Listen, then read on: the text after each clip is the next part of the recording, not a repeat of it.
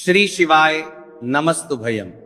दोस्तों, आप सभी लोग जानते हैं कि 7 जनवरी 2025 यानी बुधवार को पड़ रही है पौष माह की संकष्टी चतुर्थी व्रत। और दोस्तों, ये वह तिथि है जो पौष माह में पड़ने वाली सबसे बड़ी तिथि है, क्योंकि ये बुधवार संकष्टी चतुर्थी के दिन पड़ने वाली है। बुधवार को पड़ रही है और इसका बहुत ही बड़ा और विशेष महत्व होता है। अगर कभी भी मौका लग जाए और पौष माह की संकष्टी चतुर्थी पड़ जाए तो आप लोगों को माचिस की डब्बी वाला उपाय तो अवश्य ही करना चाहिए। इन दोनों का संयोग बहुत ही कम कराता है। इसी के प्रस्तरीय यहां पर यूपी है। साथ में जी ने अपनी शिव पुराण कथा में बताया है कि इस दिन आपको एक माचिस की डब्बी वाला उपाय तो आपको अवश्य ही करना चाहिए, क्योंकि ऐसा दिन पूरे साल में सिर्फ एक ही बार आता है। और दोस्तों, आप सभी लोग जानते हो कि बुधवार का अगर सबसे बड़ा कोई उपाय है तो वहां माचिस की डब्बी वाला उपाय। तो दोस्तों, पौष माह की बुधवार संकष्टी चतुर्थी आप लोगों को इस माचिस की डब्बी वाला उपाय को जरूर करना है।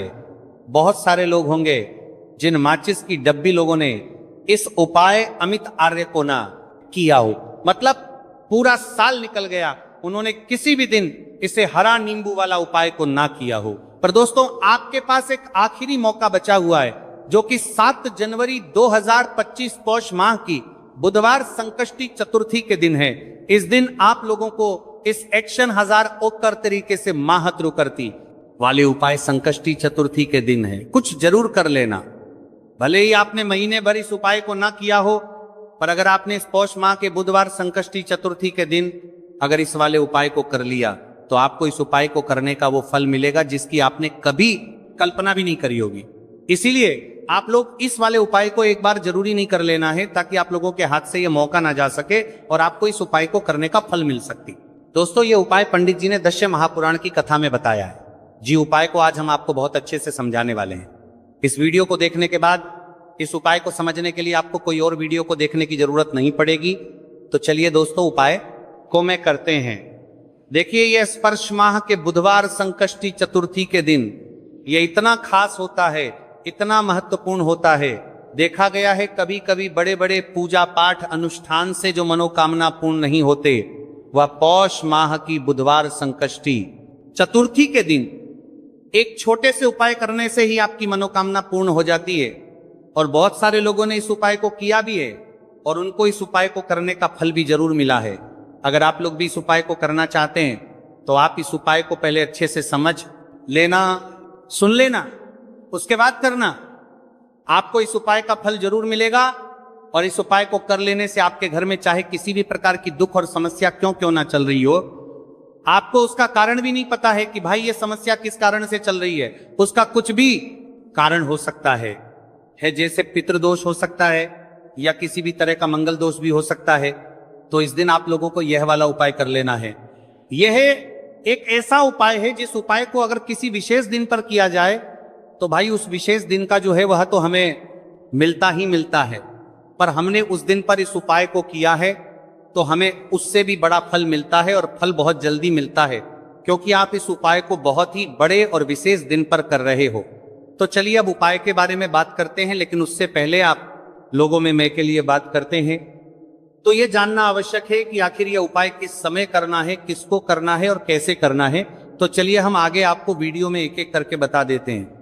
लेकिन उससे पहले अगर आप लोग हमारे या फिर मेरी आवाज आज पहली बार सुन रहे हैं और इस वीडियो को लाइक करके कमेंट बॉक्स में श्री शिवाय नमस्तु है, ओम नमः शिवाय जरूर टाइप कर देना। तो दोस्तों, इस माचिस की डब्बी वाला उपाय को हमें इस पौष माह की बुधवार संकष्टी चतुर्थी के दिन कैसे करना है, किसको करना है, किस समय करना है और कहां पर करना है, ये सारे सवालों के जवाब आपको इस वीडियो में मिल जाएंगे। और जो ये वीडियो देखेगा भाई, उसको माचिस की डब्बी वाला उपाय जरूर करना चाहिए, क्योंकि आ जाइए माचिस की डब्बी वाला उपाय की तो ये सोने पर सुहागा वाली बात हो जाती है और ये बहुत ही बड़ा उपाय हो जाता है इस पौष माह के बुधवार का। तो अब दोस्तों, इस माचिस की डब्बी वाला उपाय को आखिर करना किसको है, सबसे पहले हम लोग वो बात जान लेते हैं। तो देखो, घर की जो बड़ी माताएं बहनें होती हैं, उन माताओं बहनों में से कोई भी एक बड़ी माता बहन इस वाले उपाय को कर सकती हैं। और दोस्तों, अगर आप चाहे तो अपने घर में से सभी सदस्यों को भी इस उपाय को करवा सकती हैं। अगर किसी व्यक्ति की खुद की कोई मनोकामना है, खुद की कोई दुख और परेशानी है जो कि वो अपने लिए ही करना चाहता है, इस वाले उपाय को तो वह खुद अपने लिए भी कर सकता है। बाकी अगर कोई घर में से ऐसा है जो कि अपने पूरे घर परिवार की सुख और शांति के लिए ये वाला उपाय करना चाहता है, तो भाई वो भी करना चाहेगा, करता रह सकता है, उसमें भी कोई दिक्कत वाली बात नहीं है। कहने का मतलब यह है कि इस उपाय को हर एक सदस्य भी कर सकता है और पूरे घर परिवार के सदस्य के लिए घर की बड़ी माताओं बहनों में से कोई एक माता बहन भी कर सकती है। माताएं बहनें अगर घर में उपस्थित ना हो या ये वाला उपाय ना कर पा रही हो, तो फिर घर का कोई बड़ा सदस्य भी इस माचिस की डब्बी वाला उपाय को कर सकता है, चाहे फिर वो पुरुष ही क्यों ना हो, उसमें कोई भी दिक्कत वाला उपाय कर पा रही हो, आली बात नहीं है।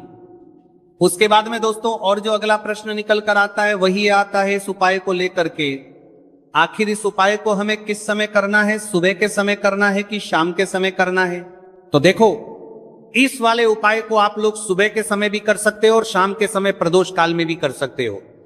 अब अगर आप पूछो कि भाई साहब सबसे उत्तम समय कौन रहेगा इस माचिस की डब्बी वाला उपाय को करने का, तो हम आपसे बस यही कहेंगे कि इस उपाय को आप सुबह के समय करेंगे तो ज्यादा बेहतर होगा। बाकी अगर प्रदोष काल शाम के समय भी करेंगे तो भी अच्छा होगा, उसमें कोई भी दिक्कत वाली बात नहीं है। तो अब दोस्तों जो अगली सबसे बड़ी और महत्वपूर्ण बात आती है वह यह आती है कि सुबह अगर हम उपाय को करेंगे तो हमें कितने बजे से लेकर कितने बजे तक के बीच में करना है, और शाम के समय प्रदोष काल में करेंगे तो हमें कितने बजे से लेकर कितने बजे के बीच में करना है। तो देखो, सुबह जितनी जल्दी हो सके आप उपाय को करने की कोशिश करना। बाकी अगर किसी कारणवश लेट भी हो जाओ, थोड़ी देर भी हो जाए, तो 10 या 11 बजे तक भी आप उपाय कर लेना, पर 12 बजे से ज्यादा देरी ना हो, ठीक है, इस बात का ध्यान रखना। उसके बाद में दोस्तों अगर शाम के समय प्रदोष काल की बात करें, प्रदोष काल का जो समय है होता है वो शाम के 6 से शुरू हो जाता है। मतलब शाम के 6 से लेकर 7 के बीच का जो समय होता है यह समय प्रदोष काल का समय होता है। तो आप इस उपाय को 7 या 8 के बीच में भी कर सकते हो। मतलब शाम के 6 से रात 8 के बीच में आप कभी भी इस वाले उपाय को कर सकते हो, उसमें कोई भी दिक्कत वाली बात नहीं है। तो देखो दोस्तों, सबसे पहला उपाय देखिए आपको क्या करना है। तो माचिस की डब्बी से आप अपने जीवन से हजार क्या लाख क्या करोड़ों शत्रुओं का भी सफाया कर सकते हैं, और कभी भी आपके शत्रु आपके दुश्मन आपको पलट कर देखें ये भी नहीं। अगर आपने माचिस की डब्बी से छोटा सा उपाय कर लिया तो जो लोग अपने जीवन में शत्रुओं से दुश्मनों से बहुत परेशान हो चुके हैं, या जिन लोगों के ऊपर शत्रु बहुत कुछ किया कराया करवा रहे हैं, तो ऐसा समझ लीजिए कि जो भी बंधनवार क्रियाएं आपके जो भी पृथ्वी पर प्रच करती है, ऐसे आपके जो भी बंधनवार क्रियाएं, वो जो भी बंधनवार शत्रु ने करवा रखी होंगी, आपके दुश्मन ने करवा रखी होंगी, किसी भी तरह से अगर आपके दुश्मन आपको नुकसान करना चाहते हैं, आपको हानि पहुंचाना चाहते हैं, या किसी भी तरह से आपको परेशान कर रहे हैं, कोई भी दुख कोई कष्ट आपको दे रहे हैं, किसी भी आपकी संपत्ति पर, आपके व्यापार पर, आपकी दुकान पर उनकी बुरी नजर है, कुछ हड़पने की कोशिश कर रहे हैं, तो समझ लीजिए कि माचिस की डब्बी लेकर बहुत छोटा सा उपाय आप करेंगे। और जो शत्रु आपको अपनी ताकत दिखा रहे हैं, आज आपको परेशान कर रहे हैं, उनकी संपत्ति करी कर रहे हैं, जब परेशान कर रहे हैं कि बाहर कर रहे हैं, उनकी शत्रुओं की सारी अकड़ निकल जाए। माचिस की डब्बी के उपाय को अगर आप सही तरीके से कर लेते हैं तो देखिए, उपाय पूरा समझिए, सही से समझ के उपाय करेंगे तो 1% ये उपाय काम करता है, और जो भी आपके दुश्मन है या जो भी आपके शत्रु हैं उनका सफाया पूरी तरह से हो जाता है। तो इस उपाय को आप किसी भी दिन कर सकते हैं। दूसरी चीज, स्त्री पुरुष कोई भी इस उपाय को कर सकता है। ऐसा उपाय आज की वीडियो में लाए हैं जिसमें आपके कोई पैसे खर्च नहीं होने वाले, सिर्फ आपको एक नींबू से उपाय करना है। अब यह हरा नींबू ही है जो आपके जीवन से शत्रुओं का पूरी तरह सफाया कर देगा, और कभी भी दुश्मन और शत्रु आपको परेशान नहीं कर पाएंगे। चाहे शत्रु और दुश्मन कितने भी पावरफुल हो, कितने भी ताकतवर क्यों ना हो, फिर भी आपका बाल बांका नहीं कर सकते। मतलब कितनी भी कोशिश कर ले, लेकिन फिर भी आपका कुछ नहीं बिगाड़ पाएंगे। तो चलिए बात कर लेते हैं उपाय की। उपाय किस तरह से आपको करना है, तो देखिए, माचिस की डिब्बी में यह चीज रख देना, शत्रु खत्म उसका जादू भी खत्म। आपके 1000 शत्रु हो, लाख शत्रु हो या करोड़ शत्रु क्यों ना हो, सिर्फ माचिस की डिब्बी में एक छोटी सी चीज आपको रखनी है, और जीवन से हमेशा के लिए शत्रु की छुट्टी हो जाएगी। मतलब चाहे आपके गुप्त शत्रु हो या फिर वह शत्रु जिन्हें आप जानते हैं, ऐसे दुश्मन जिन्होंने आपको बहुत परेशान कर रखा है।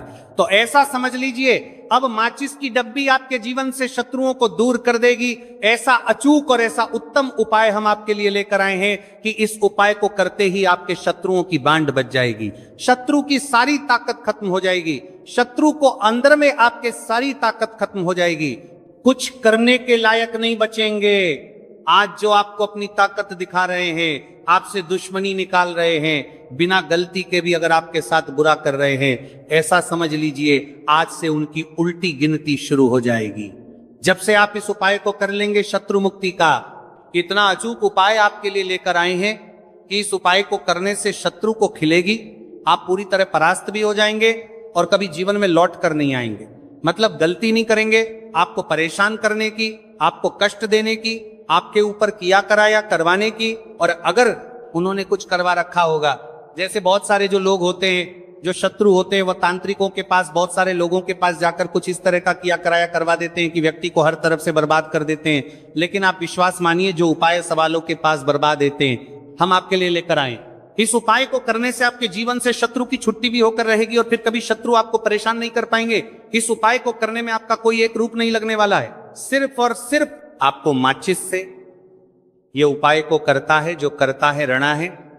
और माचिस तो हर किसी के घर में होती है, और माचिस से ही आप अपने शत्रुओं को, अपने दुश्मनों को अपने जीवन से निकालकर बिल्कुल दूर कर सकते हैं। कभी आपको शत्रु परेशान नहीं करेंगे जब माचिस का छोटा सा उपाय आप करेंगे। आपको माचिस में बस एक चीज रखनी है। कौन सी चीज है, कैसे रखनी है, किस दिन उपाय आपको करना है, पूरा आपको वीडियो में बताने वाले हैं। लेकिन उससे पहले आपको लगाना है जयकारा। देखिए, जयकारा सबसे पहले इसीलिए लगा दीजिए क्योंकि जैसे ही जयकारा लगाते हैं, बालाजी महाराज की कृपा सीधे सीधे आपको मिलती है। तो पूरी सच्ची वाला श्रद्धा से जय श्री राम या जय बालाजी महाराज जरूर लिख दें, जिससे कि बालाजी महाराज का आशीर्वाद आपको और आपके पूरे परिवार को मिलता रहे। क्योंकि इनका आशीर्वाद जिन्हें मिलता है, ना कभी उनका हित नहीं होता, उनका हमेशा कल्याण ही होता है। इसीलिए और वीडियो को लाइक चैनल का तभी करता है, जेने की जिनों को दार करे को सब्सक्राइब जरूर कर लें, क्योंकि बालाजी महाराज के आशीर्वाद से आपकी समस्या के हल आपको मिलते हैं। ये वीडियो आप तक पहुंचती हैं, उपाय आप तक पहुंचते हैं, उन्हीं का आशीर्वाद है। तो उनका आशीर्वाद बना रहे और हमेशा आपके घर में धन सुख समृद्धि आए, ऐसी कृपा बालाजी महाराज आप पर करें। तो चलिए जल्दी से बात कर लेते हैं उपाय की। देखिए, ये उपाय स्त्री भी कर सकती हैं, पुरुष भी कर सकते हैं। ये उपाय आप किसी भी दिन कर सकते हैं, ठीक है ना। बुधवार का दिन है, बुधवार का दिन है, बुधवार का दिन है, अमावस्या के दिन भी आप इस उपाय को कर सकते हैं। तो कहने का मतलब है किसी भी दिन आप इस उपाय को कर सकते हैं, क्योंकि ये एक टोटका है और टोटके किसी भी दिन आप कर सकते हैं, ठीक है ना। गुप्त शत्रु के लिए भी कर सकते हैं, और जिन लोगों को आप जानते हैं कि यह व्यक्ति मेरा शत्रु है, मेरा दुश्मन है, उसके लिए भी आप ये उपाय कर सकते हैं। किस समय करना है, सुबह शाम दोपहर, किस ईवी समय, ये उपाय आप कर सकते हैं। तो चलिए बात कर लेते हैं उपाय की। देखिए, जयकारा नहीं लगाया हो तो जल्दी से जयकारा लगा दीजिए।